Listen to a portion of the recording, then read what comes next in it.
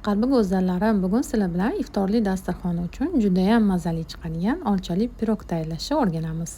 Birinchi qiladigan ishimiz iliq sutimizga tuz, vanilin, dro'jja, shakar solib aralashtirib olamiz. So'ng bitta tuxum solib, yana yaxshilab aralashtirib, massamizni tayyorlab qo'yamiz. Endi keyingi qiladigan ishimiz elangan unimizga margarinimizni solib, yaxshilab kroshka qilib olamiz. Kroshka qo'yganimizdan so'ng bu massamizga birinchi ishimizni solib, yumshoq qo'lga yopishmaydigan xamir qo'rib olamiz. Xamirimizni 1-2 soatga xolodilnikga tindirib qo'yamiz. Endi olchali nachinkamizni tayyorlaymiz. Idishimizga olcha, shakar, kukuruzni kraxmal, sariyog' solib, gazga qo'yib, kovlab turamiz. Nachinkamiz tayyor bo'lgandan so'ng ozgina sovutib olamiz.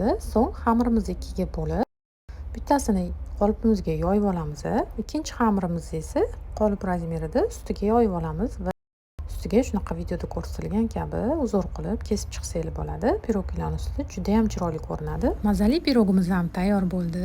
Retsept yoqqan bo'lsa, ketkazgan vaqtingizga rozi bo'linglar. Alloh roziligi uchun duo qilib qo'ysanglar, juda ham xursand bo'laman.